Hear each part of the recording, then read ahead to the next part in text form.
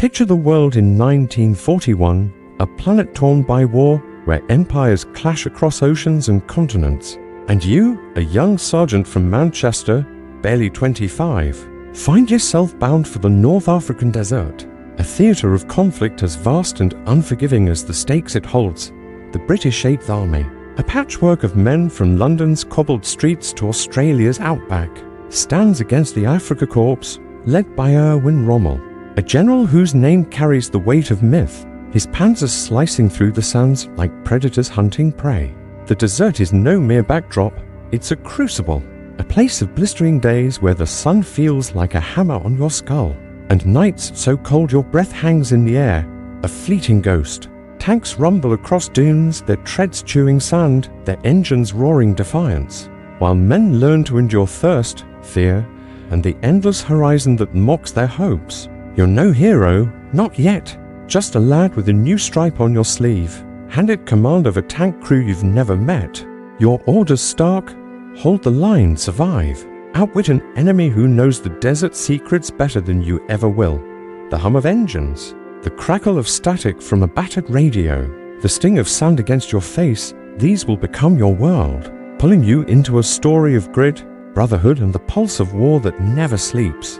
Now, imagine stepping off a troopship in Alexandria, Egypt, July 1941. Your boots thudding onto wooden planks, slick with oil and crusted with salt. The air thick with the stench of diesel, rotting fish, and the sweat of 1,000 men packed tight under a sun that spares no one. The port is a living beast, chaotic, relentless, cranes groaning as they hoist crates of bullets, tinned beef and medical kits, their chains clinking like the tolling of a distant bell.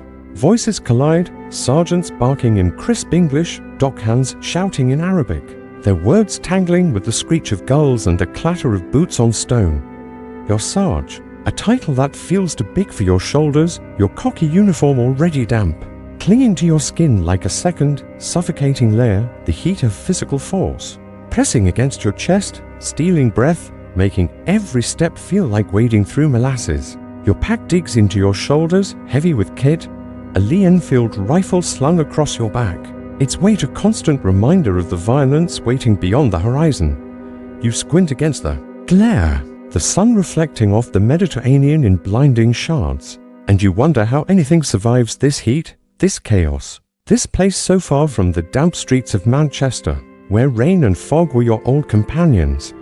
A lorry waits at the dock's edge, its engine coughing black smoke, its driver, a corporal with a face like weathered leather, muttering about sand, flies, and the bloody Germans, his voice half lost in the din as you climb aboard. The bench is hard, splintered, and you sit shoulder to shoulder with other new arrivals. Their faces a gallery of nerves, some cracking jokes to hide their fear, others staring silently at the floor, their hands clenched tight. The lorry lurches forward, rattling through Alexandria's narrow streets, past whitewashed buildings with cracked walls, minarets piercing a haze of dust, and markets where vendors hawk dates and figs under faded awnings. You catch glimpses of life, a boy chasing a stray dog, an old man sipping tea in the shade, his eyes following you with a mix of curiosity and pity. The city fades, giving way to the desert, a golden expanse that stretches to infinity, its dunes rippling like waves frozen in time, the air shimmering with mirages that promise water, shade, salvation, but deliver only more sand. The lorry's engine groans, its tires kicking up clouds of dust that coat your lips, your nostrils, your eyelashes, until you taste the desert itself, gritty, metallic, unyielding. Your throat is dry, your canteen half empty already, and you realize this is only the beginning, a mere taste of what's to come. The staging camp appears like a mirage made real, a sprawl of cocky tents and trucks caked in dust, their canvas flapping in a hot wind that carries the faint tang of oil and cadite. You step down, your boots sinking into sand that's finer than flour, clinging to everything, creeping into the seams of your uniform, the crevices of your skin. The camp is alive, men moving with purpose, some hauling jerry cans of water, others cleaning rifles with oily rags, their faces sunburned, their eyes hollow from too many sleepless nights. A sergeant, his cap tilted at a jaunty angle, points you to your billet, a sagging tent that smells of mildew and sweat, its canvas walls glowing orange in the late afternoon light. You drop your pack, the cot creaking under your weight, and take a moment to breathe, to let the chaos settle, but the desert doesn't allow peace. Not really, its presence is constant, a low hum of wind, the distant thud of artillery practice, the buzz of flies that seem to mock your arrival. You're here to meet your crew, the men who'll share your fate inside a steel beast called a Crusader tank, a machine as temperamental as the desert itself. You find them near a mess tent, 3 figures in khaki, their silhouettes sharp against the setting sun. Jack Jockey Carter is the first to step forward, a weary Londoner with a grin. That's half charm, half defiance, his handshake firm, his eyes glinting like he's already sizing up the tank he'll drive, treating it like a horse that needs breaking. He's quick with a quip, something about the desert being no worse than a bad day at Epsom Downs. But there's a sharpness to him, a restless energy that suggests he's always moving, always thinking. Tom Bennett, the gunner, is next, a quiet man from Dorset, his frame solid, his hands calloused from years as a groundskeeper before the war called him away. His voice is soft, measured, but his eyes are sharp, like he's already calculating angles, distances, the trajectory of a shell that hasn't yet been fired. He nods at you, says little, but there's a steadiness to him that feels like an anchor in this shifting world. Eddie Walsh, the loader and radio operator, is the last, a scrawny lad from Liverpool with a mop of dark hair and a laugh that est loud to quick, like he's trying to outrun his own nerves. He cracks a joke about the heat, something about frying eggs on the lorry's hood, and though the others groan, you see the way his hands fidget, the way he glances at the horizon, as if expecting trouble to roll in with the next gust of wind. They call you Sarge, their voices a mix of respect, curiosity, maybe a hint of challenge, testing the man who'll lead them into the fire. You shake hands, your palms slick with sweat, and you feel their eyes on you, weighing your worth, wondering if you'll hold up when the panzers come. The camp is a furnace, the air thick with the scent of petrol and dust, and you lead the crew to a shaded spot under a tarp where a crate serves as a table, a battered kettle steaming with tea that tastes like metal and home. You talk, haltingly at first, about the basics, the tank you'll share, the Crusader they call Bess, a beast of steel with a 2-pounder gun and a reputation for breaking down when you need her most. Jockey laughs, says he's driven worse, tells a story about a lorry he coaxed through a mud-choked road in France, his hands mimicking the wheel, his voice alive with the thrill of it.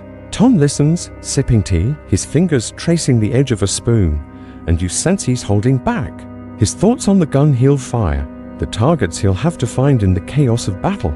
Eddie fiddles with a radio set nearby, muttering about frequencies and static, his quick fingers betraying a knack for machines, a skill that might keep you all alive when the time comes. You share a cigarette, the smoke curling into the dusk, and for a moment the war feels distant, the desert almost serene, its vastness swallowing the noise of the camp.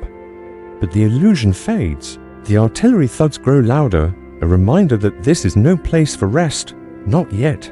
You ask about their lives, probing gently, and Jockey talks of London, of dodging bombs during the Blitz, his sister still there, writing letters he hasn't had time to answer.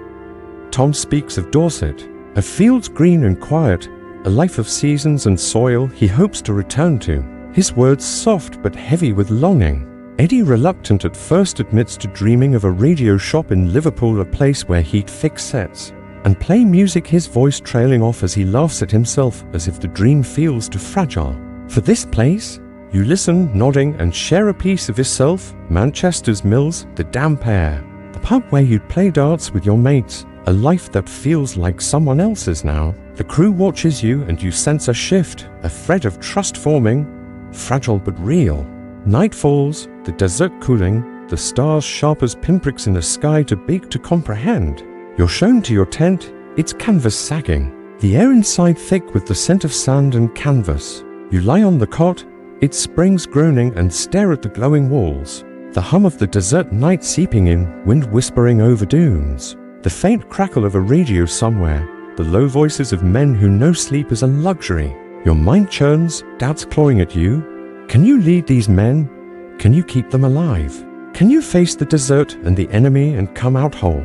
The artillery thuds fade, replaced by the rhythm of your own breath. and you feel the weight of this new world, a place where the desert is both enemy and teacher, where survival means learning its rules, its cruelties, its strange beauty.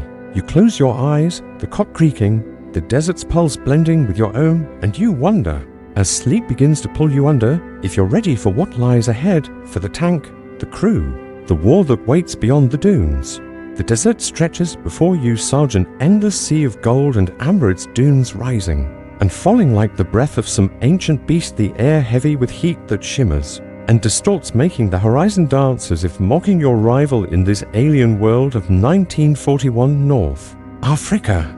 You're still reeling from Alexandria's chaotic port, the memory of diesel fumes and shouting dock hands lingering like a bad dream. But now, at this sprawling staging camp on the edge of the desert, you face a new reality, one where survival demands more than courage. It requires learning the desert's cruel rules. Your crew, Jack Jockey Carter, Tom Bennett and Eddie Walsh, are with you. Their faces already dusted with sand, their cocky uniforms stained with sweat, their eyes squinting against a sun that feels like it's trying to burn through your very soul. The camp is a makeshift city of canvas and steel, tents flapping in a hot wind that carries the scent of oil, burnt rations and something sharper, the faint tang of cordite from distant artillery drills. You're here to acclimatize, to train, to transform from a raw sergeant into a leader who can guide these men through the fire of war. But the desert doesn't wait for you to be ready. It tests you from the moment you arrive. The first morning dawns brutally, the sun rising like a furnace, its light slicing through the tent's canvas, waking you with a sheen of sweat already coating your skin. You roll off the cot, its springs creaking, and step outside, the sand crunching under your boots, finer than anything you've known in Manchester, slipping into every crease of your uniform, your socks, your thoughts. The camp is alive, men moving like ants, some hauling water cans that slosh with precious liquid, others scrubbing rifles with oily rags, their faces red from the heat, their curses soft but constant. You gather your crew near a mess tent where a kettle steams with tea that tastes of metal and dust, and you watch them, noting the way Jockey fidgets his weary frame, restless, his fingers tapping a rhythm only he hears. Tom stands still, his Dorset calm a contrast to the chaos, his eyes scanning the horizon as if already sighting a target. Eddie, the scrawny scouser, tries to lighten the mood, joking about the tea being worse than his mum's cooking, but his laugh is brittle, his hands never still, betraying the nerves he hides behind his quick tongue. You sip the tea, grimacing at its bitterness, and feel the weight of their gazes. They call you Sarge, but you're still proving yourself, still learning what it means to lead men who might die under your command. The day's tasks begin with a briefing from a weathered captain, his face lined like a map, his voice hoarse from shouting over desert winds. He talks of the Crusader tank, your future home, a machine of steel and temper, fast but fragile. Its 2-pounder gun deadly when it works, its engine prone to choking on sand. You listen, your notebook filling with scrawled notes, tracks, radiators, ammunition loads, words that feel foreign but vital. The captain warns of the desert's tricks, sandstorms that blind, mirages that deceive, scorpions that lurk in boots left unwatched. Your crew nods, Jockey smirking as if it's all a game, Tom absorbing every word, Eddie scribbling on a scrap of paper, muttering about radio signals. Training starts in earnest, and it's grueling, the desert an unforgiving teacher. You're sent on marches, your boots sinking into sand that burns through the soles, each step a battle against the heat that presses like a physical weight, your canteen dwindling to fast, the water warm and tasting of tin. Jockey curses the sand, says it's worse than London's mud, but he keeps pace, his weary strength surprising you. Tom moves steadily, his groundskeeper's patience serving him well, though you see his lips crack, his eyes narrow against the glare. Eddie lags, his thin frame struggling, but he pushes on, muttering jokes to himself. A one-man show to keep despair at bay. You march together, sweat stinging your eyes, the desert stretching endlessly, and you feel the first threads of camaraderie, born not from words but from shared suffering. Back at camp, you're taught to dig latrines, a task as humbling as it is necessary. The shovel heavy in your hands, the sand resisting every scoop, sliding back into the hole as if the desert resents your intrusion. Jockey laughs, calls it a losing battle. but he digs with a ferocity that makes you wonder what drives him, what he's left behind in London's bombed-out streets. Tom works methodically, his hands steady, his silence a comfort, while Eddie, ever the tinkerer, rigs a makeshift shade from a tarp, earning a rare grin from Tom. You dig too, your shoulders aching, your mind drifting to Manchester, to cool rain and the clink of pints in a pub, a world that feels like a story someone else lived. The desert doesn't care for your memories, though. It demands your focus, your sweat, your survival.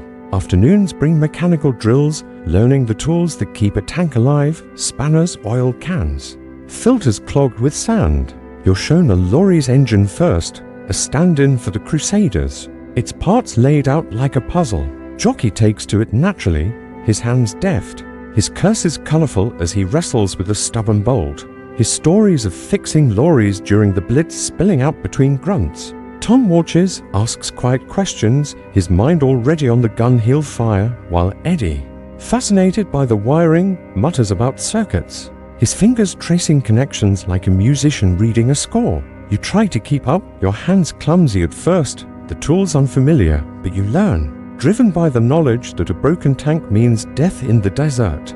The captain oversees, his eyes sharp, barking corrections when you fumble, praising when you succeed, his voice a constant in the haze of heat and dust. Evenings offer a brief reprieve, the desert cooling as the sun dips, painting the sky in hues of orange and purple, a beauty that feels like a lie given the day's brutality.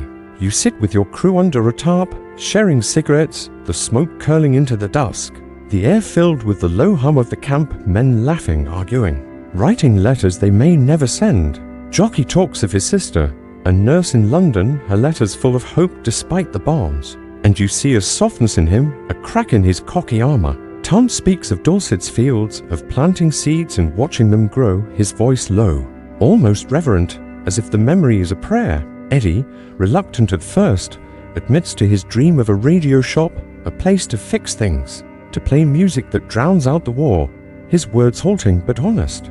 You share a piece of yourself, Manchester's mills, the smell of wet wool, the laughter of mates over darts, and they listen, their nods a silent promise you're one of them. Sarge, for better or worse. The desert night brings its own challenges, a sandstorm rolling in one evening, the wind howling like a living thing, tearing at the tents, flinging grit into your eyes, your mouth, your lungs. You huddle with the crew, faces wrapped in scarves, the world reduced to a stinging, yellow haze. Jockey shouts over the wind, joking about the desert's welcome, but you hear the edge in his voice, the fear he won't admit. Tom stays calm, his hands shielding a flickering lamp, while Eddie curses the sand clogging his radio, his fingers working frantically to keep it alive. You lead them to a truck for shelter, your voice steady despite the chaos, and you feel the weight of command, the need to be their anchor. The storm passes, leaving the camp coated in fresh sand, the stars above sharp and cold. And you realize the desert is teaching you, shaping you, just as it shapes the dunes. Training continues, days blending into a haze of sweat and effort, learning to navigate by compass, to read the desert's subtle signs, a ridge that hides an enemy, a shadow that betrays a trap. You practice signals and gestures for when radios fail, and you marvel at Eddie's knack for it, his quick mind catching every detail. Jockey drills on driving, using a battered lorry to mimic tank maneuvers, his hands sure, his grin returning as he masters the machine. Tom spends hours with a mock gun sight, his eyes narrowing as he imagines targets, his comm unnerving in its focus. You watch them, learning their strengths, their quirks, and you feel the crew becoming a unit, a fragile whole held together by necessity and trust. But the desert never lets you forget its power. A scorpion stings a man in another tent one night, his screams echoing through the camp, a reminder of dangers beyond the enemy. You check your boots each morning, shaking them out, and teach the crew to do the same, their grumbles turning to grim acceptance. Water is rationed, each sip precious, and you learn to savor it, to feel its warmth slide down your throat, a fleeting comfort in a world of want. Food is tinned, bland, the bully beef and biscuits mocked by all. But you eat, knowing strength is survival. You write a letter home, your pencil scratching in the dim light of a lamp. Words to your mother about the heat, the men, the strange beauty of the dunes. But you don't mention the fear, the doubt that gnaws at you. Can you lead? Can you keep them safe? The crew notices your quiet moments, and Jockey, ever bold, asks if you're all right. His tone light but his eyes serious. You nod, say something about the heat, and he lets it go. But you know they're watching, waiting for you to prove yourself. As the days pass, you feel the desert seeping into you, its rhythm, its cruelty, its vastness, and you begin to understand its lessons, patience, endurance, the need to bend without breaking. You're not ready, not fully, but you're learning, and so are they. Jockey's bravado tempered by skill, Tom's silence sharpened by focus, Eddie's nerves steadied by purpose. The camp buzzes with rumors of movement, of Rommel's panzers lurking beyond the dunes, and you know training will soon give way to reality. One evening, as the sun sets, casting long shadows across the sand, the captain calls you over. His face grim, he points to a dusty Crusader tank parked at the camp's edge, its hull scarred, its tracks caked with sand. Tomorrow, he says, you meet your tank, your home, your weapon, and you feel a jolt. Fear and excitement tangled together, the next step in this journey. A step closer to the war that waits. You return to the tent, the crew already there, their faces lit by a flickering lamp. And you share a look. No words needed, the desert has bound you, and tomorrow you'll meet the machine. That will carry you into the fire. The desert morning breaks with a relentless glare. The sun climbing over the dunes like a predator stalking its prey. Its light flooding the staging camp where you, Sarge, stand with your crew. Jack Jockey Carter, Tom Bennett, and Eddie Walsh. Your boots sinking into sand that's already warm, the air thick with the scent of dust, oil, and the faint metallic tang of machinery baking under the Egyptian sun of July 1941. UV endured the desert's first lessons, the marches, the sandstorms, the scorpions, but today is different. Today you meet the machine that will carry you into battle, the Crusader tank, a beast of steel that's both your salvation and your burden. The camp hums with activity, men shouting, engines coughing, the clatter of tools mingling with the low buzz of flies that never seem to rest. You lead your crew toward the edge of the camp where a row of tanks squats under tarps, their shapes hulking, ominous like sleeping giants dusted with sand. The captain from yesterday's briefing, his face still lined like a weathered map, points to one, a Crusader MKI. Its hull painted in faded khaki, its tracks caked with grit, its turret angled slightly as if sizing you up. This, he says, is yours, and the crew names are Bess on a whim, Jockey's suggestion, his grin wide as he pats the hull like it's an old friend. You stand before Bess, your heart pounding, a mix of awe and dread. The tank's steel warm under your hand, its surface pitted from desert winds, its weight a promise of protection and a reminder of the danger within. The Crusader is no beauty. 19 tons of riveted steel, 33 feet long, its 2-pounder gun jutting from the turret like a challenge, its Liberty engine notorious for overheating, its suspension creaking under the strain of desert terrain. You've heard the stories. Tanks breaking down mid-battle, radiators clogged with sand, tracks snapping like brittle bones, but Bess is yours now, and you feel the weight of that responsibility settle deeper, a knot in your gut as you wonder if you can keep keep your crew alive. Jockey circles the tank, his weary frame moving with restless energy, his hands tracing the tracks, the road wheels, his voice alive with excitement as he talks of horsepower and torque, treating Bess like a racehorse he's eager to tame. Tom, the gunner, climbs onto the hull, his Dorset comm unshaken, his eyes fixed on the turret, already imagining the gun's recoil, the shells he'll fire, his hand steady as he peers through the gunner's sight, a faint nod signaling his approval. Eddie, the loader and radio operator, scrambles up beside him, his scouse chatter filling the air, joking about Bess being a proper lady who'll need coaxing, but his fingers are already on the radio hatch, itching to explore the dials and wires that are his domain. You climb aboard, the steel hot under your palms, and duck into the commander's hatch. The interior a claustrophobic maze of levers, gauges, and the sharp smell of oil and metal. The air inside is stifling, the seats hard, the walls pressing close. And you realize this is your world now, a steel coffin or a fortress, depending on your skill, your crew, your luck. The captain walks you through the basics, his voice cutting through the heat.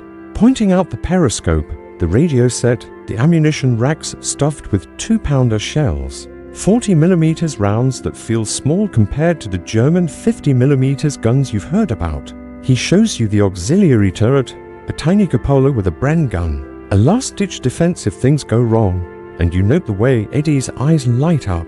His love for gadgets clear as he asks about signal range. Jockey slides into the driver's seat, his hands on the steering levers, his foot testing the pedals, muttering about clutch response like he's diagnosing a patient. Tom inspects the main gun, his fingers tracing the breech, his silence focused, intense, as if he's already in a duel with an unseen panzer. You listen, nodding, trying to absorb it all, the weight of command heavier now. The tanker puzzle you must master before the desert or the enemy does. Training begins, and it's a baptism of sweat and steel, the captain barking orders as you learn to move as a unit. Jockey starts the engine, a 340 horsepower Liberty that roars to life, shaking the hull, filling the air with a throaty growl and a cloud of exhaust that stings your eyes. The tank lurches, Jockey cursing as he wrestles the controls, the tracks grinding sand, the whole machine shuddering as if protesting its awakening. You stand in the commander's hatch, the periscope giving you a narrow view of the world, sand and sky and the blurred shapes of other tanks. Your voice hoarse as you shout directions over the engine's din. Tom practices traversing the turret, the gears whining, the gun's barrel swinging slowly, his hands steady but his jaw tight, the weight of his roll sinking in. Eddie loads dummy rounds, his thin arms straining, his chatter quieter now, focused, as he slots shells into the breech with a clang that echoes in the cramped space. You try to coordinate, your orders clumsy at first, the crew stumbling through maneuvers. Jockey oversteering, Tom misjudging angles, Eddie fumbling around, but you keep at it. The desert sun unrelenting, your uniform soaked, your throat dry despite the canteen you clutch like a lifeline. The captain watches, his critiques sharp but fair, pointing out every mistake, a missed signal, a slow reload, a hesitation that could mean death in battle. You feel the pressure, not just from him but from the crew, their eyes glancing at you, waiting for you to prove you're more than a title, more than a lad from Manchester with a stripe on his sleeve. Lunch is a brief escape, bully beef and biscuits under a tarp. The crew sprawled in the shade, their faces flushed, their banter a mix of complaints and humor.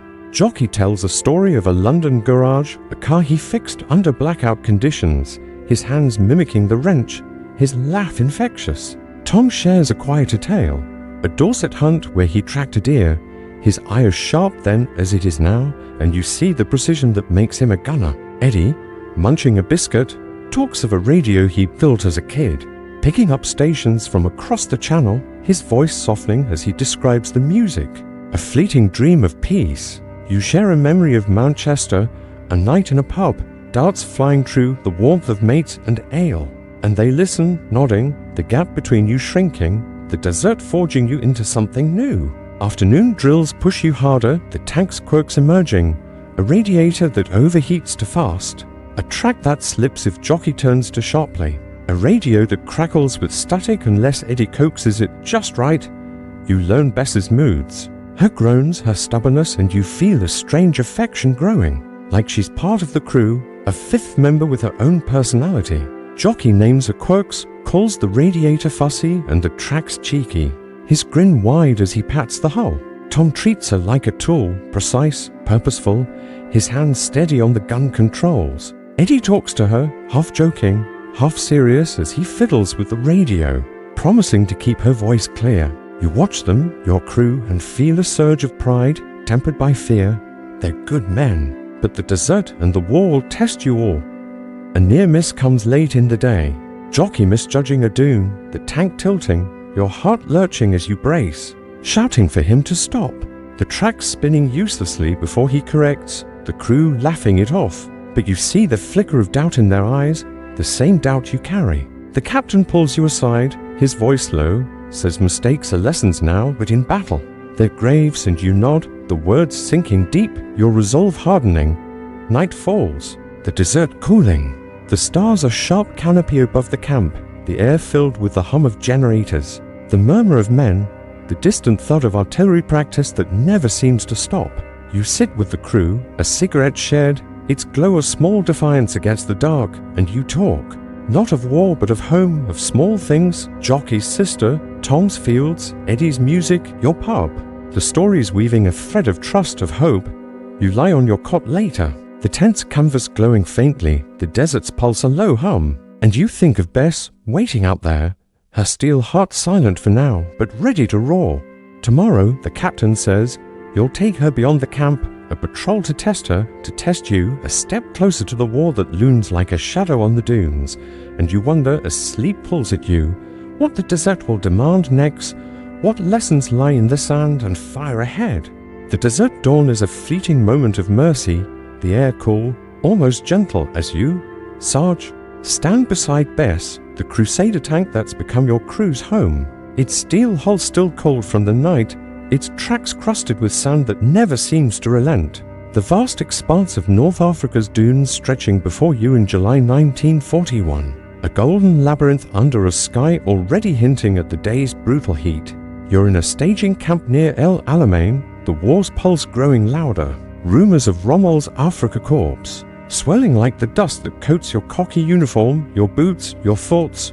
Jack Jockey, Carter, Tom Bennett and Eddie Walsh gather around, their faces taut with anticipation, their eyes squinting against the rising sun, each man feeling the weight of the patrol ahead. Your first real test beyond the camp's safety. Bess's engine hums as Jockey checks the controls, his weary hands moving with the confidence of a man who trusts machines more than men, while Tom inspects the 2-pounder gun, his Dorset comm masking the intensity in his eyes. And Eddie fiddles with the radio, his scouse chatter quieter now, focused.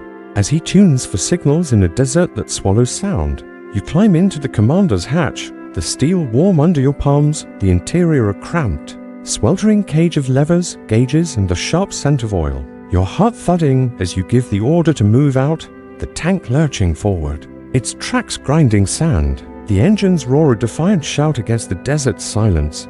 The patrol begins. Bess rolling across dunes that shift like waves, the horizon shimmering with mirages, false lakes and phantom trees that taunt your thirst, your canteen already half empty, the water warm metallic, a reminder of the desert's relentless economy. You peer through the periscope, the world reduced to a narrow slit, sand and sky blending into a haze. Your voice steady as you guide Jockey left, right, avoid that ridge, watch that dip. The tank swaying like a ship on a stormy sea. The desert is a trickster, its flat expanses hiding waters, dry riverbeds that can swallow a tank. Its shadows concealing threats you've only heard in briefings. German scout cars, Panzer E's, anti-tank guns waiting like predators. Jockey curses softly, the controls fighting him, Bess's radiator whining as sand clogs her filters, but he coaxes her forward, his hands sure, his London bravado a shield against the unknown. Tom scans the horizon, his hands on the turret controls, the gun's barrel swinging slowly, searching for targets that may or may not exist. His silence a weight you will feel. Eddie's radio crackles, static bursts mingling with faint voices. Allied units, distant commands, and he mutters about interference. His fingers dancing over dials, his nerves hidden behind a stream of quiet jokes. You feel the desert's immensity, its indifference, and you wonder if you're ready. If Bess is ready, if the crew trusts you enough to follow you into whatever lies ahead. The first patrol is uneventful, a long loop through dunes and rocky outcrops, the sun climbing, turning the tank's interior into an oven, sweat stinging your eyes, your uniform clinging like a second skin. You stop at midday, the crew sprawling under Bess's shadow, sharing biscuits and tea that tastes of dust. The silence broken by Jockey's stories of London's blackouts, dodging rubble to deliver supplies. His laugh a defiance of the heat. Tom speaks of Dorset's cool mornings, his voice low, almost a whisper, as if the desert might steal his memories if he speaks too loud. Eddie, munching a biscuit, talks of a Liverpool dance hall, a girl he left behind, his words halting, his smile wistful, and you share a memory of Manchester. A rainy night, the comfort of a pub's glow, the crew listening, nodding, the bond between you tightening, forged in the desert's crucible. The second patrol, days later, brings the war closer, a scout mission to spot enemy movements near a distant ridge, The captain's orders clear. Observe. Report. Avoid engagement, but the desert has other plans. Bess rumbles forward. Her engines straining, the air thick with heat and tension. Your eyes glued to the periscope, scanning for dust clouds, glints of metal. Anything that spells danger. Jockey keeps her steady, his curses softer now, his focus sharp, while Tom tracks the horizon, his hands poised, ready to fire. Eddie's radio picks up a signal, faint, urgent. Another unit reporting movement, and you feel the air shift, the crew tensing, their banter gone, replaced by the quiet of men who know the stakes. Then you see it, a dust plume, small but growing, maybe a mile out, German scout cars, Hanamags. Their angular shapes unmistakable through the haze. You signal to hold position, your voice calm despite the knot in your gut. Bess idling behind a low dune, her hull partially hidden, the crew waiting, breathless as the enemy approaches. Tom adjusts the gun, his movements precise, his eyes locked on the target, while Eddie whispers updates, the radio crackling with a light chatter, warnings of more units nearby. Jockey grips the controls, ready to move, his jaw tight, his usual grin gone. You weigh your options, engage or retreat, the captain's orders ringing in your ears, but the desert doesn't care for orders. It demands decisions. You choose caution, signaling to fall back, Jockey easing Bess into reverse, her tracks grinding softly, the dunes shielding you as the scout cars pass, oblivious, their engines fading into the distance. The crew exhales, Eddie cracking a weak joke about German drivers, Tom giving a rare smile, Jockey muttering about Bess's good behavior. But you feel the weight of what didn't happen, the battle that could have been, the lives that hung on your call. Back at camp, the captain debriefs you, his eyes searching yours, nodding at your restraint, but warning that next time you may not have a choice.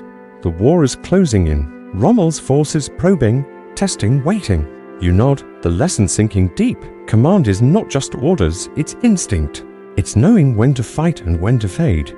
The crew gathers under a tarp, the evening cool, the stars sharp above, and you share a cigarette, the smoke curling into the night.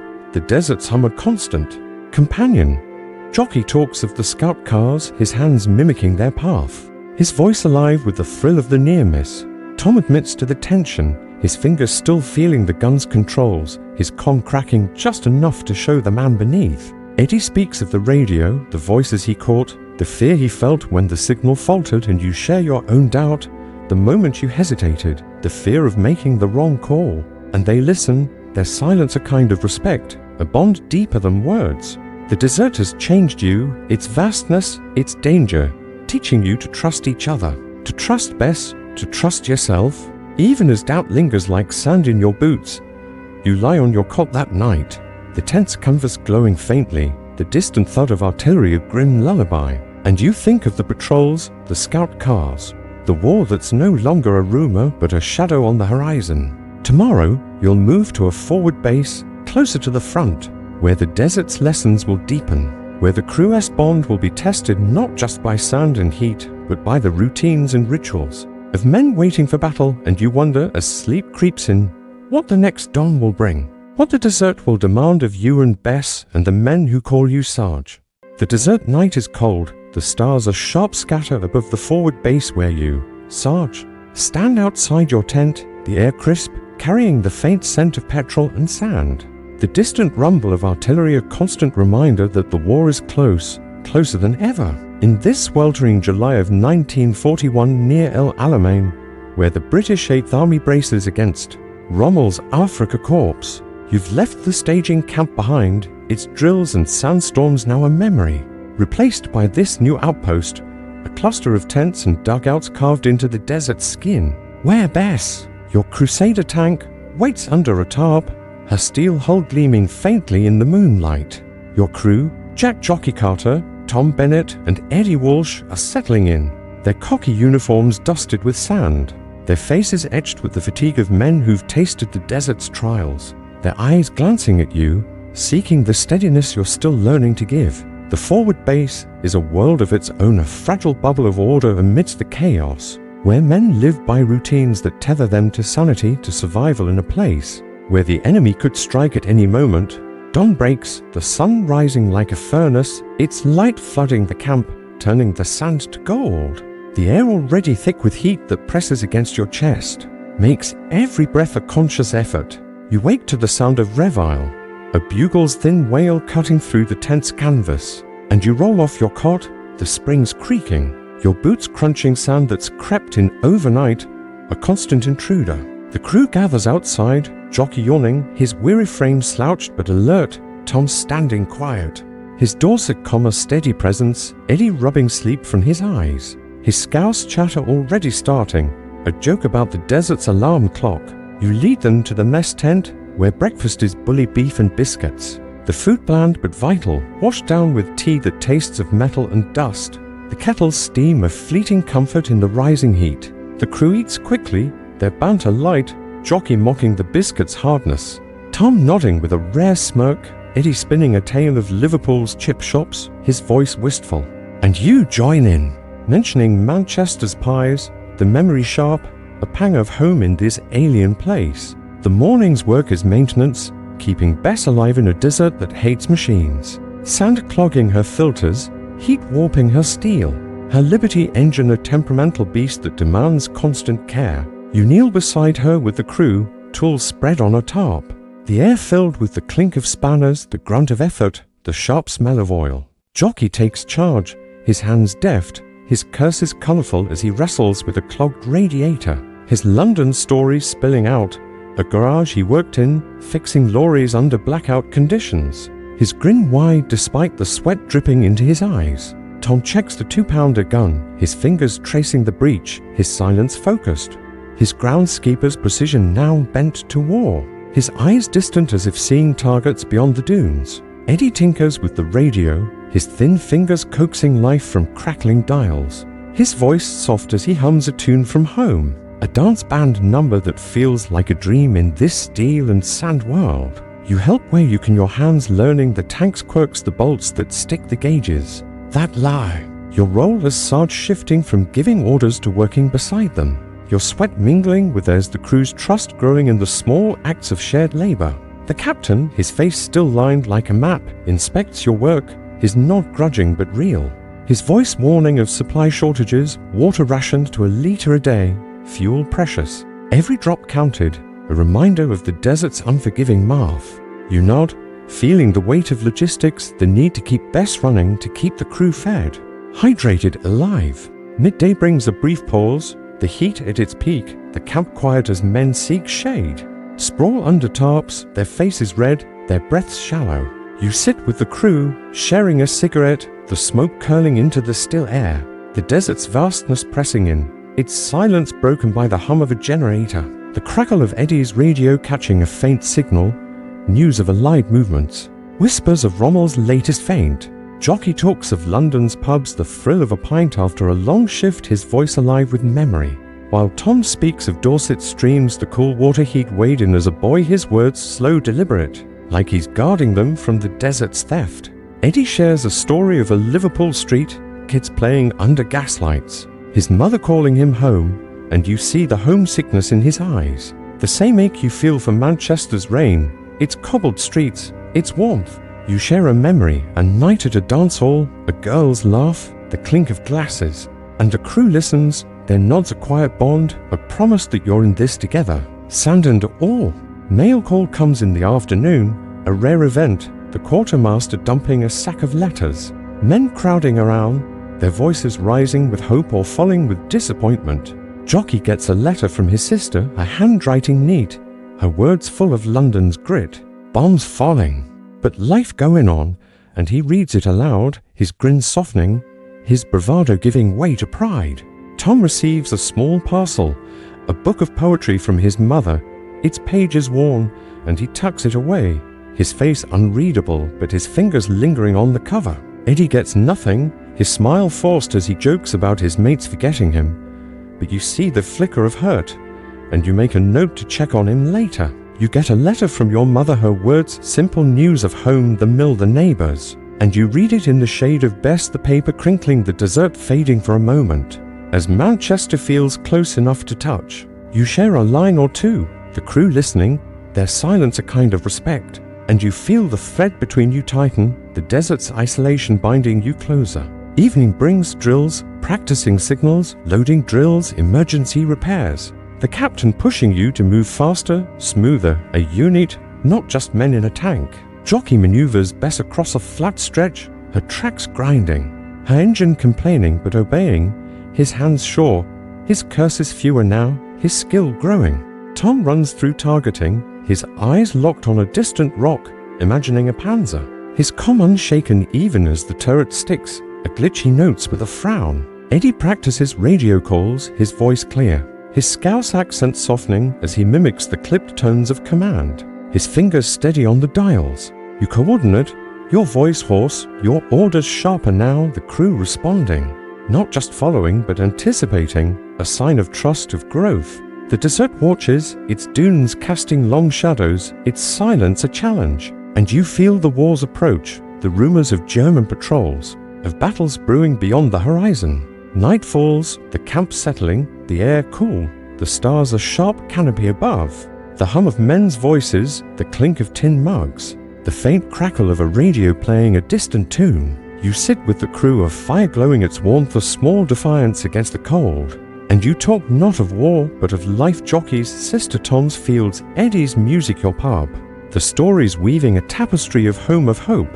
You lie on your cot later, the tent's canvas glowing faintly, the desert's pulse a low hum. The artillery thuds closer now, a grim reminder of what's coming. You think of the base, its routines, its fragile normalcy, and you know it's a fleeting pause. A breath before the plunge. Tomorrow, the captain says, you'll head out again. A patrol to a wadi where the enemy's been spotted, a mission that could turn to fire. And you wonder, as sleep pulls at you, what the desert will throw at you next, what test awaits in the sand and shadows beyond the base. The desert dawn is a fleeting promise of coolness. The air sharp, the dunes casting long shadows as you Sarge stand beside Bess, your Crusader tank. Its steel hull cold from the night, its tracks crusted. With the ever-present sound of North Africa, July 1941, the forward base near El Alamein buzzing with the quiet urgency of men preparing for a patrol that could turn deadly. You feel the weight of command, heavier now after days of routines, maintenance. And the crew's growing trust, your crew, Jack Jockey Carter, Tom Bennett and Eddie Walsh. Their faces taut, their cocky uniforms stained with sweat and dust, their eyes meeting yours with a mix of faith and fear as you brief them on today's mission, a reconnaissance patrol to a wadi, a dry riverbed where German scouts have been spotted, their presence a shadow on the horizon. A whisper of Rommel's Afrika Corps probing the 8th Army's lines. The captain's orders are clear. Scout the wadi, report enemy positions, avoid engagement if possible. But the desert is a trickster, it's common lie. And you know this patrol could be your first taste of fire. You climb into Bess's commander's hatch, the steel warm under your palms. The interior a claustrophobic world of oil, metal, and a faint tang of sweat. Your heart thudding as you signal Jockey to start the engine. The 340 horsepower Liberty roaring to life, shaking the hull, filling the air with a growl that drowns out the desert's silence. Jockey, weary and restless, grips the controls, his London bravado tempered by focus. His hands steady as he eases Bess forward, her tracks grinding sand, her frame swaying over the uneven terrain. Tom, the gunner, sits at the 2-pounder, his Dorset comma steady pulse. His eyes scanning through the gunner's sight, his hands ready to traverse the turret, to find a target in the haze. Eddie, the loader and radio operator, checks the radio, his Scouse chatter soft, urgent. As he tunes for signals, his fingers dancing over dials, his nerves hidden behind a forced grin. You peer through the periscope, the desert a blur of gold and shadow dunes rising like frozen waves. The wadi a dark scar in the distance, your voice comm as you guide Jockey left slow watch the ridge. The tank's engine whining as sound clogs its filters, the heat already building turning the interior into an oven. The patrol moves out, Bess leading a small column to other Crusaders trailing. Their dust clouds blending with the horizon, the radio crackling with brief reports. Allied units nearby, their voices faint, clipped, a reminder that you're not alone. But the desert feels vast, isolating, its silence a weight that presses against your chest. The wadi looms closer, a gash in the earth, its banks steep, dotted with scrub, and rocks, a perfect place for an ambush, and you feel the tension rise, your crew quiet. Their breathing audible over the engine's hum. You skim the terrain, the periscope's narrow view showing nothing but sand, sky, and the wadi's edge. But your gut tells you something's wrong, a prickle at the back of your neck, a lesson from the desert's cruel school. You signal to halt, Bess idling behind a low dune, her hull partially hidden. The other tanks stopping nearby, their commanders' voices crackling through Eddie's radio. Questioning, cautious. Tom adjusts the gun, his movements precise, his eyes locked on the wadi, while Jockey grips the controls, ready to move, his jaw tight, his usual quips gone. Eddie whispers a report, a faint signal from another unit, German scouts nearby, maybe more. And you feel the air shift, the crew bracing, their trust in you a fragile thread stretched taut. Then it happens, a flash of metal in the wadi, a glint of sunlight on a gun barrel, the crack of an anti-tank round splitting the air, the shell missing Bess, but exploding nearby, showering sand, rocking the tank, your ears ringing as you shout orders, Jockey, reverse, Tom, target, Eddie, report contact. Jockey throws Bess into gear, her tracks spinning, her frame lurching back. The engine screaming as sun flies, the dune shielding you as another round whistles past. The Germans hidden in the wadi's shadows, their Pack 38 gun deadly, precise. A weapon designed to pierce Crusader armor. Tom traverses the turret, his voice calling out a target, a flash of movement, his hands steady. As he fires the 2-pounders, recoil shaking the tank, the shell kicking up dust. But missing the enemy gun to well concealed. Eddie's on the radio, his voice urgent, calling for support, allied tanks responding. Their signals faint through the static, and you realize you're pinned, the wadi a trap. The desert's vastness, no refuge now.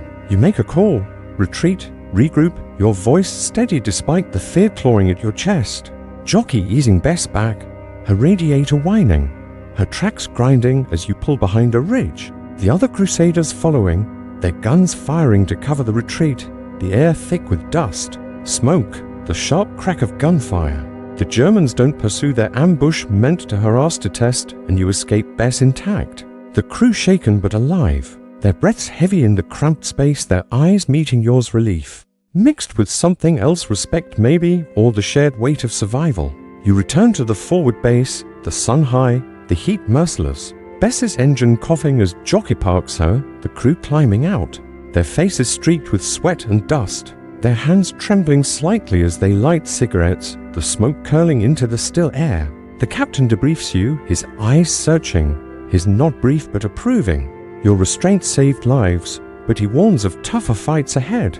The wadi just a taste of Rommel's cunning, his forces always moving, always watching. You nod, the lesson sinking deep, command is instinct, timing, knowing when to fight and when to fade, and you feel the crew's trust solidify. A bond forged in the fire of that brief, terrifying clash. Evening falls, the base settling, the air cooling, the stars sharp above, the hum of men's voices, the clink of mugs, the faint crackle of Eddie's radio playing a distant tune. You sit with the crew under a tarp, a fire glowing, its warmth a small comfort, and you talk, not of the ambush but of home, Jockey's tales of London's bombed-out streets, Tom's memories of Dorset's quiet fields, Eddie's dreams of a Liverpool radio shop, your own thoughts of Manchester's pubs, the stories a shield against the day's fear. Jockey admits the ambush shook him, his grin faltering, his hands mimicking the controls as he describes Bess's response, her stubborn heart keeping them safe.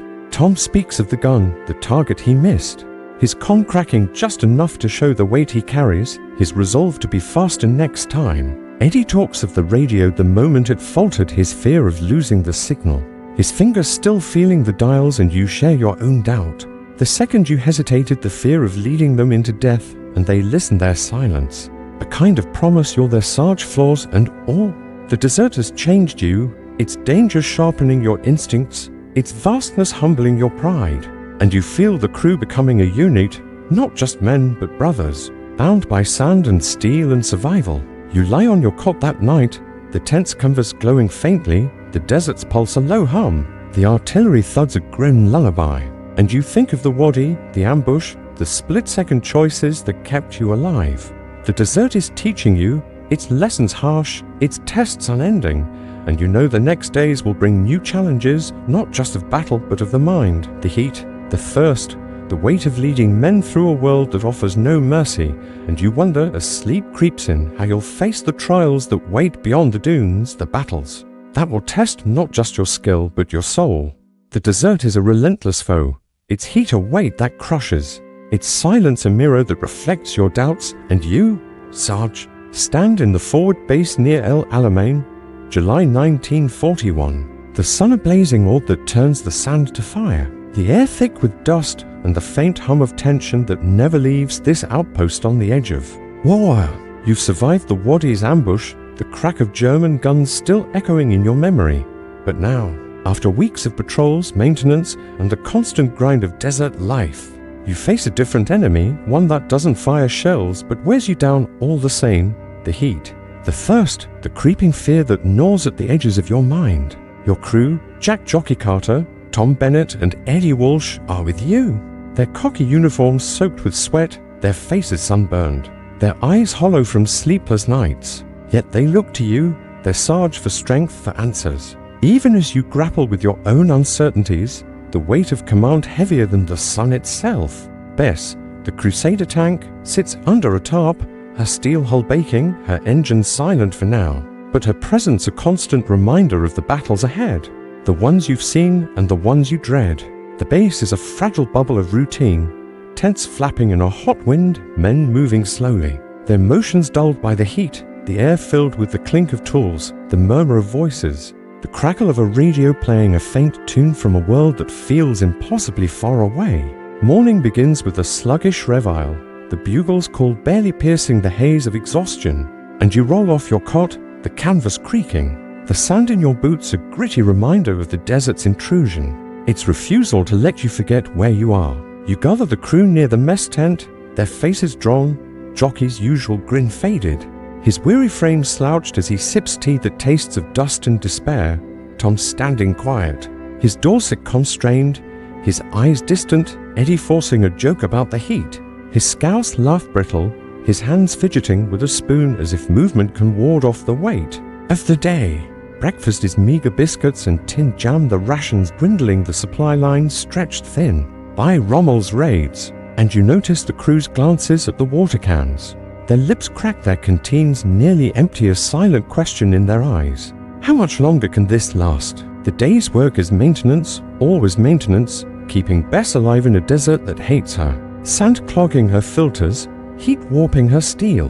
Her Liberty engine a temperamental beast that demands your devotion. You kneel beside her with the crew, the sun searing your neck, the tools hot in your hands. The air thick with the smell of oil and sweat. Jockey works with a quiet intensity, his curses softer now, his hands deft as he cleans the radiator, his stories of London's garages replaced by a grim focus, the heat stealing his usual spark. Tom checks the 2-pounder gun, his movements slow, deliberate, his fingers tracing the breech as if grounding himself, his silence heavier, his thoughts locked on something you can't see.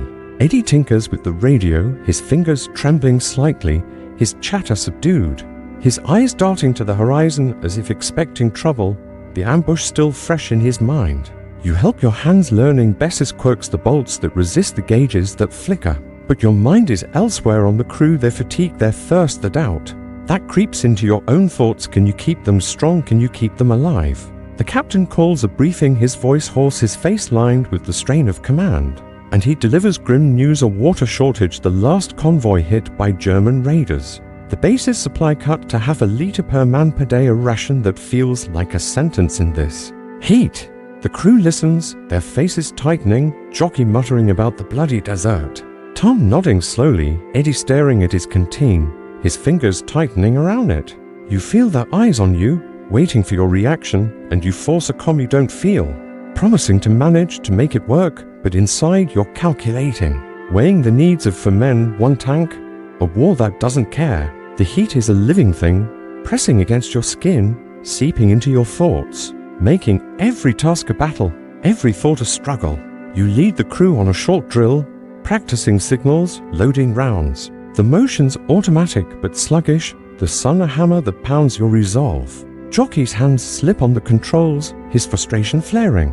A rare snap at Eddie for dropping a tool, and you step in, your voice firm, calming, redirecting their focus, but you see the cracks, the heat fraying their patience, their trust. Tom moves slower, his comm strained, his eyes squinting against the glare, and you notice his hands shake, just once, a sign of the toll this place takes. Eddie's jokes are fewer, his radio work meticulous but tense, his fingers lingering on the dials as if seeking a connection to something beyond the dessert. You push through, your own head throbbing, your throat dry, the canteen's last drops of tease. Not a relief, and you wonder how long you can keep this up. How long before the dessert breaks you all?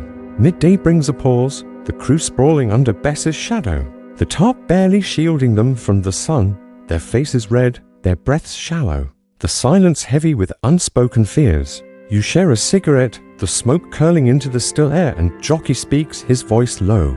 Of a night in London, bombs falling, his sister's voice pulling him through, and you see the fight in him, the refusal to give in. Tom talks of Dorset, a stream he'd fish in, the water cold clear, a memory that feels like a taunt in this parched world, his words slow, deliberate, a lifeline to sanity. Eddie shares a story of Liverpool, a radio he fixed for a neighbour, the joy of music filling a room. His voice cracking, his eyes distant, and you offer a memory of Manchester, a rainy day. The comfort of a pub's warmth, the crew listening, their nods a quiet bond, a reminder of why you fight, why you endure. The water shortage worsens, the captain rationing it further, a quarter litre by evening. And you face a choice, give the crew your share, keep them stronger or hold it. Preserve your own strength for command. You choose to give, passing your canteen to Eddie, his hands shaking as he takes it. His thanks unspoken, but clear in his eyes, Jockey and Tom watching. Their respect a weight you feel, but can't acknowledge. The heat doesn't relent, the day stretching into a blur of thirst fatigue, the desert's silence broken. Only by the hum of the camp, the crackle of Eddie's radio, the distant thud of artillery. That feels closer now, a storm gathering beyond the dunes. Night falls, the air cooling, the stars sharp, the camp settling into a restless quiet. Men writing letters, cleaning rifles, whispering of home. You sit with the crew, a small fire glowing its warmth of fragile comfort. And you talk not of thirst or fear, but of dreams, Jockey's hope to race cars one day. Tom's plan to plant a garden. Eddie's vision of a radio shop, your own wish for a quiet life, a pub, a family. The stories hold you together, a shield against the desert's weight. But you feel it still. The heat in your bones, the doubt in your mind, the fear that you'll fail them when the fire comes. You lie on your cot, the tent's canvas glowing faintly, the desert's pulse a low hum. The artillery thuds a grim reminder of the war's approach. You think of the crew, their strength, their cracks, and you know the desert is testing you. Not just your body, but your soul, your ability to lead through the haze of thirst and fear. Tomorrow, the captain says, you'll move to Tobrook's perimeter, a defensive line where the war waits, where Bess and the crew will face the enemy head-on, and you wonder, as sleep pulls at you, how you'll hold them together, how you'll face the fire that looms in the sand and shadows beyond the base. The desert night is a cold, sharp thing, its stars a glittering canopy above the forward base. But you, Sarge, feel no peace, the air heavy with the scent of sand, oil, and the faint tang of cordite.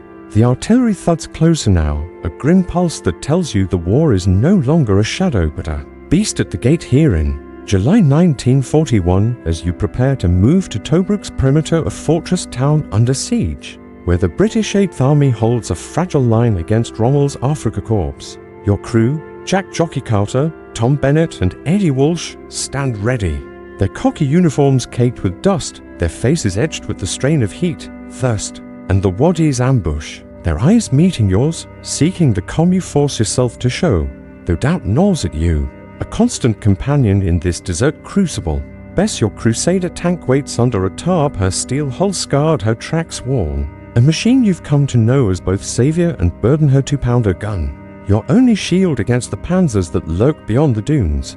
The base is alive with movement. Men packing kits, loading trucks, their voices low, urgent. The hum of engines and the clink of ammunition crates, a restless symphony.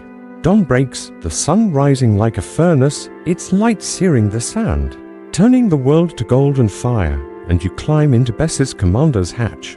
the steel hot under your palms, the interior a sweltering cage of oil, metal and sweat, your heart pounding as you give the order. To move out, jockey starting the engine, its 340 horsepower Liberty roaring, shaking the hull, filling the air with a growl that battles the desert's silence. Jockey, weary and focused, grips the controls, his London bravado tempered by the Waddy's lesson. His hand steady as he guides Bess toward Tobruk, her tracks grinding sand, her frame swaying over dunes and rocky flats. Tom, the gunner, sits at the 2-pounder, his Dorset comma steady pulse, his eyes scanning through the gunner's sight, his hands ready to fire, his silence heavy with the weight of what's coming. Eddie, the loader and radio operator, tunes the radio, his scouse chatter soft, his fingers dancing over dials, catching signals from allied units, his nerves hidden behind a forced smile. You peer through the periscope, the desert a blur of heat and haze. Tobruk's perimeter a distant line of trenches, sandbags, and barbed wire, a fortress under siege. Its defenders weary but defiant. The journey is grueling, the heat relentless, Bess's radiator whining, her engine coughing as sand clogs her filters, jockey cursing softly, coaxing her forward, his skill the only thing keeping her alive. You reach the perimeter by midday, the air thick with dust, the sound of gunfire sporadic but close. The horizon marked by smoke plumes, the remnants of earlier clashes. You're assigned a position, a low ridge overlooking a flat expanse, your orders to hold the line. Support infantry, watch for panzers. And you feel the weight of command settle deeper, your crew looking to you, their sarge. For clarity in the chaos, you settle Bess into position, her hull partially hidden by the ridge. Her gun trained on the open ground and you wait, the desert's silence deceptive. It's heat a hammer that pounds your resolve. Your canteen nearly empty, your throat dry, the crew's faces flushed, their eyes squinting against the glare. Hours pass, the tension building, Eddie's radio crackling with reports, German forces moving. A push coming, and you feel the air shift, the crew tensing, their banter gone, replaced by the quiet of men who know what's at stake. Then it comes, a dust cloud on the horizon, growing, spreading. The low rumble of engines, panzers, Panzer IIs, their 50mm guns of threat Bess's armor can't match. Their shapes emerging through the haze, flanked by infantry, a coordinated assault. You shout orders, your voice hoarse but steady, jockey holding position, Tom traversing the turret.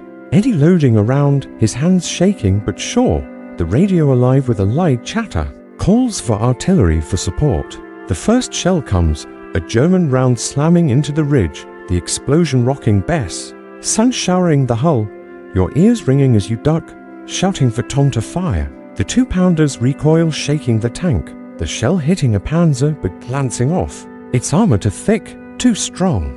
Another round hits Bess a direct strike, the impact jarring a scream of metal. As the track snaps, the tank lurching immobilized, her engines still running. But her mobility gone a sitting target in a desert that offers no mercy. You make a call, abandon the tank, use it as a bunker, your voice cutting through the crew's panic. Jockey cursing, Tom grim, Eddie fumbling the radio, reporting your position, calling for help.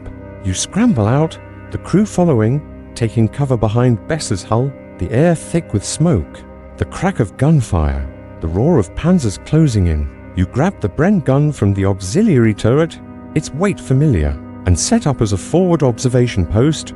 Your orders now to spot, to guide allied artillery, to hold the line until help comes. Tom takes a rifle, his comm unbroken, his eyes scanning for targets, picking off infantry with precise shots, his groundskeeper's patience now a soldier's focus. Jockey, no longer at the controls, grabs another rifle, his London bravado back. His curse is sharp as he fires, covering Eddie, who's on the radio, his voice urgent. Guiding artillery strikes, his Scouse accent clear despite the chaos. You spot through binoculars, calling coordinates, your voice steady. The desert a blur of fire and sand, allied shells landing, kicking up plumes. Slowing the German advance but not stopping it. The panzers keep coming, their guns flashing, rounds slamming into the ridge, Bess shuddering. But holding, her steel is shield for now, but you know it won't last, the enemy too many to close. Hours crawl, the battle a haze of noise, heat, fear, your crew fighting as one, their trust in you unspoken but clear. their actions fluid, practiced, the bond forged in the desert's crucible holding strong. Artillery finally turns the tide, allied shells finding their mark, panzers retreating, their infantry falling back, the dust settling as the enemy fades into the haze. You're still alive, best damaged but intact, the crew exhausted, their faces streaked with sweat and grime, their eyes meeting yours, relief mixed with the weight of what you've endured. You return to the base, best towed by a recovery vehicle, her tracker mangled wreck. The crew silent, their thoughts on the battle, on survival.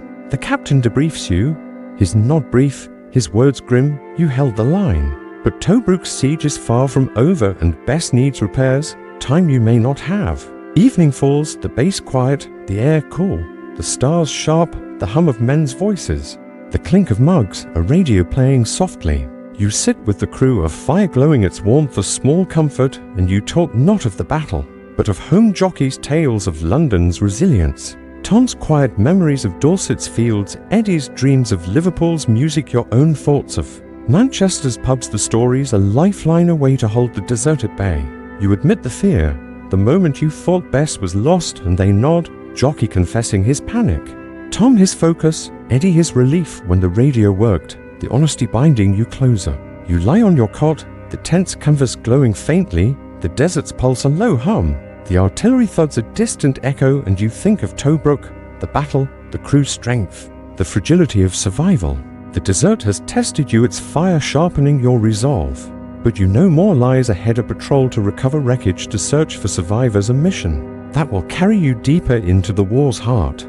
And you wonder, as sleep pulls at you, what the dunes will reveal, what scars the desert will leave on you and your crew necks. The desert morning is heavy with silence, the air still cool but thick with the promise of heat.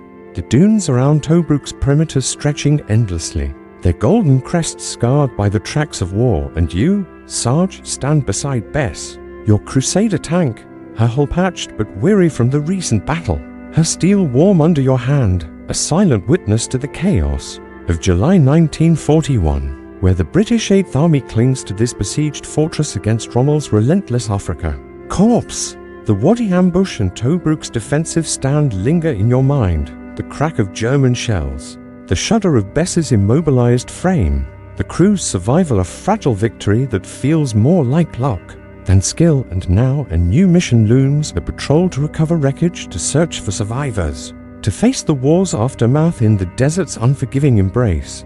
Your crew, Jack Jockey Carter, Tom Bennett and Eddie Walsh, gather nearby, their cocky uniforms caked with dust, their faces drawn, the weight of the last battle etched in their eyes. Jockey's grin absent, Tom's constrained, Eddie's chatter subdued, their trust in you, their Sarge, a quiet anchor in this world of sand and loss.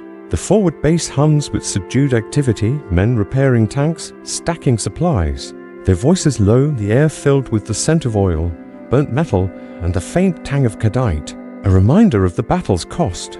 Dawn breaks fully, the sun climbing, its light harsh, turning the sand to fire, and you climb into Bess's commander's hatch, the steel hot, the interior a cramped maze of levers, gauges, and a sharp smell of sweat and steel, your heart heavy as you give the order to move out. Jockey, starting the engine, its 340 horsepower Liberty roaring, shaking the hull, filling the air with a growl that feels too loud for this somber task. Jockey, his weary frame tense, guides Bess forward, her tracks grinding sand, her frame swaying over dunes, his London bravado replaced by a grim focus, his hand steady but his jaw tight, the memory of the ambush still fresh. Tom sits at the 2-pounder gun, his Dorset comma thin veneer, his eyes scanning through the gunner's sight, not for targets but for signs of the fallen. His silence heavier than ever. Eddie works the radio, his scouse voice soft, reporting your position, his fingers lingering on the dials, as if seeking a signal to drown out the weight of the mission. You peer through the periscope, the desert a blur of gold, and shadow littered with the scars of battle-twisted metal-charred hulks, the remnants of tanks, and trucks scattered like bones. And you feel the desert's indifference, its vastness swallowing the human cost of war. The patrol moves slowly, Bess leading a small column, a recovery vehicle trailing, its crew silent, their faces hidden behind scarves against the dust, the air thick with heat. the horizon shimmering with mirages that mock your search, false shapes that promise life but deliver only ruin. You guide jockey your voice, steady left slow avoid that wreck the tank's engine whining, as sand clogs her filters, her radiator groaning a reminder of her fragility, your crew's fragility in this place, where survival is a daily gamble. The first wreck appears, a British Matilda, its turret blown off, its hull blackened, a tomb of steel half buried in sand, and you signal to stop. The crew climbing out, their boots crunching, their breaths shallow in the heat. You approach, the air thick with the smell of burnt oil and something worse, the faint stench of death, and you find no survivors, only silence, the Matilda's crew gone, their fate sealed in a battle you didn't see. Jockey curses softly, his hands clenched, his eyes avoiding the wreck, while Tom kneels, his fingers tracing a name scratched into the hull, a soldier's mark, his silence a prayer for the lost. Eddie stands back, his radio silent, his face pale, his usual jokes gone, replaced by a quiet that speaks louder than words. You feel the weight, not just of command but of memory, the faces you'll never know, the lives erased by the desert's fire, and you push on, your voice firm, ordering the recovery team to mark the wreck, to move forward, to keep searching. The patrol continues, the sun climbing, the heat a hammer that pounds your resolve. Your canteen empty, your throat dry, the crew's faces flushed, their eyes squinting against the glare. Another wreck, a German Panzer III, its armor pierced, its tracks snapped, a testament to Allied artillery, but no victory feels clean here, the sand claiming both sides without judgment. You search, finding papers, a photograph, a German soldier's face smiling in a world far from this one, and you tuck it away, a small act of respect, your crew watching, their silence a shared acknowledgement of war's cost. Eddie's radio crackles, a faint signal, a report of possible survivors, and you press on. Bess rumbling over a ridge, the wadi from your ambush now distant, its memory a scar that tightens your chest. You find him near dusk, a lone survivor, a British infantryman, his uniform torn, his face sunburned, his eyes hollow sitting beside a shattered truck, his canteen long dry, his voice a rasp as he speaks of his squad lost to a Panzer's gun. You help him aboard the recovery vehicle, Eddie offering water, his hands shaking, Tom steadying the man, jockey muttering words of encouragement, and you feel the crew's unity, their strength, even as the survivor's story cuts deep, a reminder of how fragile life is in this desert. The patrol returns to the base, the sun setting, painting the sky in hues of orange and purple. The air cooling, the wrecks left behind, marked for salvage, the survivor safe but broken. His eyes haunting you as you climb out of Bess, her hull scarred, her engine coughing, a mirror of your own weariness. The captain debriefs you, his voice grim, praising your restraint, your care, but warning of more battles, Tobruk's siege unrelenting, Bess's repairs urgent, the war pressing closer. You nod, the weight of the day settling, the wrecks, the survivor, the desert's lessons sinking deep. Command is not just action, but carrying the ghosts of those you couldn't save. Night falls, the base quiet, the stars sharp, the hum of men's voices, the clink of mugs, a radio playing faintly, a tune from home. You sit with the crew, a fire glowing its warmth, a small defiance, and you talk not of wrecks, but of life jockeys' stories of London's streets, Tom's memories of Dorset's fields, Eddie's dreams of Liverpool's music, your own thoughts of Manchester's pubs, the stories a shield against the day's sorrow. Jockey admits the wrecks shook him, the silence louder than any battle. Tom speaks of the name on the Matilda, a man he'll never know. Eddie confesses the survivor's eyes will haunt him, and you share your own weight, the fear of losing them, the crew your brothers, and they listen there. Nods a quiet bond, a promise to endure. You lie on your cot, the tense canvas glowing faintly, the desert's pulse a low hum. The artillery thuds a distant echo, and you think of the wrecks, the survivor, the war's toll on your crew, your soul. The desert has shown you its heart, cruel, vast, unyielding, and you know the next mission will push you further, a final push near Gazala, where Bess and the crew will face their greatest test, and you wonder as sleep pulls at you what the dunes will demand, what strength you'll need to lead your crew through the fire that waits beyond the horizon. The desert dawn is a blaze of gold, the dunes near Gazala glowing under a sun that rises with merciless intent, its heat already pressing against you.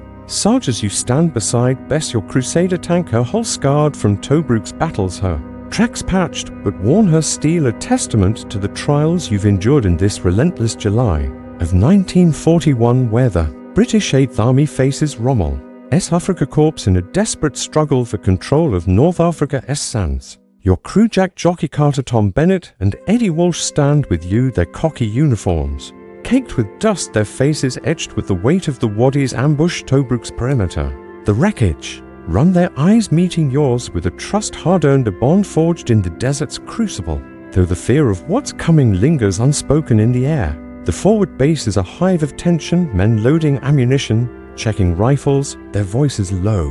The air thick with the scent of oil, cadite, and the faint tang of sweat.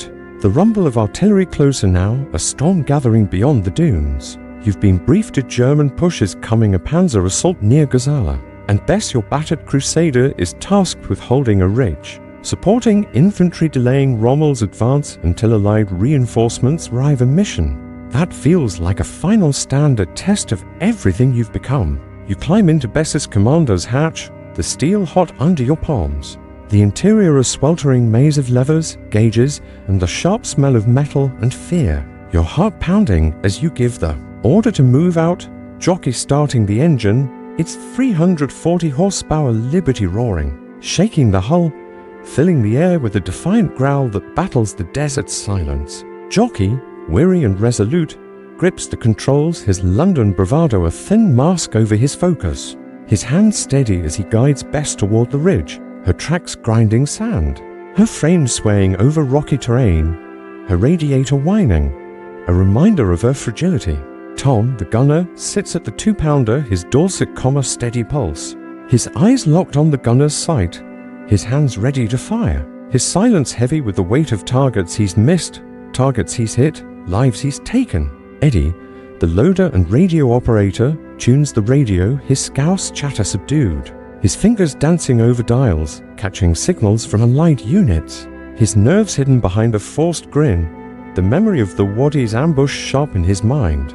You peer through the periscope, the desert a blur of gold and heat, the ridge a low scar against the horizon, the air shimmering with mirages, false hopes of water, of safety as you guide Jockey. Left, slow, hold the ridge, your voice steady despite the knot in your gut. The battle begins with a dust cloud massive spreading the low rumble of Panzer engines, Panzer E's and IVs. Their 50mm and 75mm guns a death sentence for Bess's thin armor, their shapes emerging through the haze flanked by infantry a relentless wave. You shout orders, your voice hoarse, Jockey positioning Bess behind the ridge, Tom traversing the turret, Eddie loading around. His hands swift, the radio crackling with allied chatter, calls for artillery, for air support that may not come. The first German shell lands close, the explosion rocking Bess, sand showering the hull. Your ears ringing as you duck, shouting for Tom to fire the 2-pounder's recoil shaking the tank. The shell hitting a panzer's track, slowing it, but not stopping it, the enemy's armor too thick to strong. Another shell hits Bess, a glancing blow, the impact jarring, metal screaming as the turret jams. The gun silenced, Tom cursing softly, his hands fighting the controls. Eddie scrambling to clear the breach, Jockey holding position, his jaw tight, his hands steady despite the chaos. You make a call, keep fighting, use the Bren gun, report positions. Your voice cutting through the crew's fear, their trust in you a fragile thread stretched taut. You grab the Bren from the auxiliary turret, firing bursts at infantry, your aim shaky, but enough to pin them, while Eddie's on the radio, his voice urgent guiding artillery strikes. Allied shells landing, kicking up plumes, slowing the panzers, but not stopping them. Another hit rocks Bess, a direct strike, the hull shuddering, the engine coughing dying smoke, filling the interior, your eyes stinging, your lungs burning. And you know she's done her steel, heartbroken, but she's still a shield, a bunker for now. You order the crew to hold to fight from the hatches, Tom grabbing a rifle, his comm unbroken, picking off infantry. With precise shots, Jockey firing a pistol, his curses sharp, Eddie still on the radio, his scouse accent clear, calling for rescue. The battle rages, hours blurring into a haze of smoke, fire, fear, the panzers closing, their guns flashing. But allied artillery finally turns the tide shells, finding their marked panzers retreating, their infantry falling back. The dust settling as the enemy fades. You're alive, Bess a wreck. Her hull scarred, her tracks mangled, her gun silent, but she saved you one last time. Her steel a testament to your survival. The crew climbs out, their faces streaked with soot, their hands trembling, their eyes meeting yours, relief mixed with grief for Bess, for the men lost around you, for the war that spares no one. A recovery team tows Bess back, her frame creaking, a fallen warrior, and you walk beside her.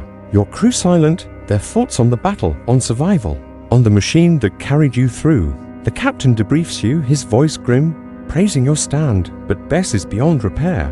Her parts to be salvaged, her name to live in memory, and you nod, the loss heavy, like losing a piece of yourself. Evening falls, the base quiet, the air cool, the stars sharp, the hum of men's voices, the clink of mugs, a radio playing softly. You sit with the crew, a fire glowing its warmth, a small comfort, and you talk not of the battle, but of Bess. Jockey naming her grace, now a tribute to her final act, his voice soft, his London bravado gone. Tom speaks of her gun, the shots he fired, the lives he saved, his comm cracking, his eyes distant. Eddie talks of her radio, the signals that kept you linked, his fingers still feeling the dials, his scouse humor quiet, reverent. You share your own grief, the moment you thought you'd lose them, the crew, your brothers, and they listen, their nods a bond forged in fire, a promise to carry on. You rename her together, Grace, a final act of love, and you feel the desert's lessons, its cruelty, its strength, shaping you, transforming you from a lad from Manchester to a leader, a survivor. You lie on your cot, the tent's canvas glowing faintly, the desert's pulse a low hum, the artillery thuds distant now, and you think of Grace, her sacrifice, the crew's resilience, the war's cost. The desert has changed you, it's fire forging you into something new. But one task remains. A wind down, a moment to reflect, to find peace in the chaos, to prepare for what comes next. And you wonder, as sleep pulls at you, how you'll carry these lessons, these scars, into the quiet that follows. The fire. The desert night wraps around you. Sarge, its coolness a rare gift after the fire of Gazala. The stars above Tobruk's forward base sharp and countless. Their light a quiet contrast to the scars of battle that linger in your mind. The loss of Bess. Now Grace, her steel hull shattered, but her memory a beacon for you and your crew. Jack Jockey Carter, Tom Bennett, and Eddie Walsh in this weary July of 1941, where the British 8th Army holds a fragile line against Rommel's Afrika Corps. You stand outside your tent, the air crisp, carrying the faint scent of sand oil, and the distant tang of Kudite, the base hushed its hum of engines. And voices softened, the artillery thuds now faint, a reminder that the war pauses but never stops. Your crew is nearby, their cocky uniforms worn, their faces etched with exhaustion, grief, and something harder to name, a resilience forged in the desert's crucible, their eyes meeting yours, with a trust that feels like both a gift and a burden, a bond built through ambushes, wrecks, and the final stand that took Grace from you. The base is a patchwork of tents, dugouts, and salvaged machines, men moving slowly, their shadows long in the moonlight, their thoughts on home, on survival, on the battles yet to come. You've been through the fire, Alexandria's docks, the Wadi's ambush, Tobruk's perimeter, the wreckage run, Gazala's chaos, and now, in this moment of pause, you seek something softer. A wind down, a chance to breathe, to reflect, to find meaning in the chaos that's shaped you. The night is your refuge, the desert's vastness a canvas for your thoughts. And you lead the crew to a quiet spot near the mess tent. A small fire glowing its warmth, a small defiance against the cold. The crackle of wood a gentle rhythm that soothes the soul.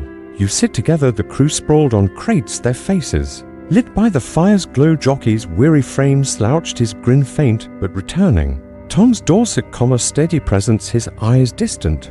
But soft Eddie's scouse chatter quiet, his hands still a rare stillness. That speaks of the weight he carries. You pass around a cigarette, the smoke curling into the night. Its scent mingling with the desert's dust, and you talk not of war, but of life, of the small things that anchor you, the memories that keep the desert at bay. Jockey speaks of London, a pub he'd sneak into as a lad, the laughter, the beer. His sister's letters that promise a world still standing despite the bombs, his voice soft. His bravado gone, replaced by a longing that makes him human. Tom talks of Dorset, a field he'd walk at dawn, the mist cool, the earth alive under his feet. His words slow, deliberate, a prayer for a life he hopes to reclaim, his common gift to you all.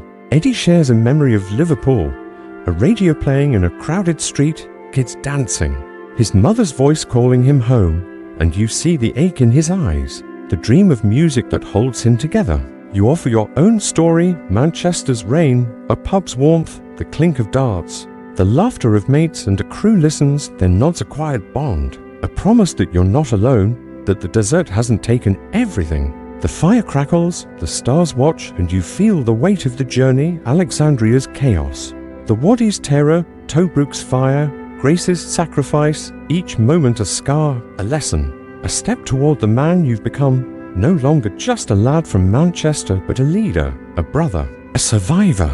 The crew feels it too, their silence heavier now, not from fear, but from understanding.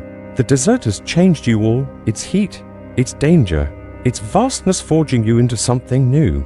A unit, a family. You think of Grace, her steel heart, her final stand, and you realize she was more than a machine. She was your shield, your home, her loss a wound that binds you closer to the crew. The captain joins you, his face lined, his voice soft, a rare moment of openness. He speaks of Tobruk's siege, the men lost, the men saved, and he praises your crew. Your stand at Gazala, your care on the wreckage, run his words a bomber reminder that your actions mattered, that Grace's sacrifice wasn't in vain. He hands you a letter, one you'd written but never sent, its paper worn, its words to your mother. Simple. About the desert, the crew, the stars, and you realize how much you've carried unsaid, how much you've held inside. The crew watches, their own letters in hand, Jockey's to his sister, Tom's to his mother, Eddie's to a friend, and you decide to read yours aloud, your voice. Steady the words, a bridge to home, to hope the crew listening, their silence a kind of reverence. Jockey reads his sister's courage in London's blitz, a mirror to his own.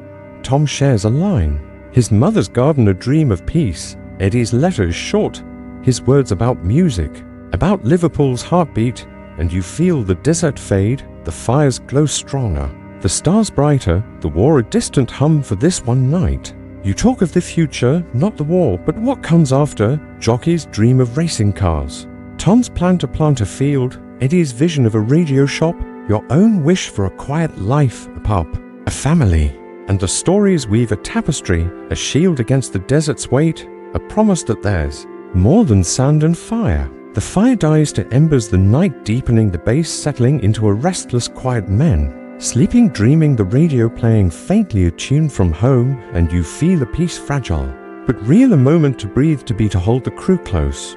You think of the desert's lessons, its cruelty, its beauty, its power to strip you bare and rebuild you. And you know you're not the same. None of you are Jockey's bravado tempered. Tom's calm deepened, Eddie's chatter softened, your own doubts forged into resolve. You've faced the heat, the thirst, the fire, and you've come through, not whole but stronger.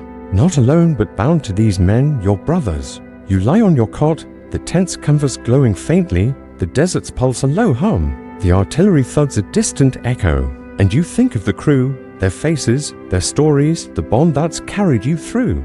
The war isn't over, Tobruk's siege continues, but tonight you've found closure, a wind down, a space to reflect, to heal, to carry the desert's lessons forward, and you wonder, as sleep pulls at you, how these moments, these memories will live on, etched in your heart, in the quiet that follows. The fire, a peace that holds you as the stars fade into dawn.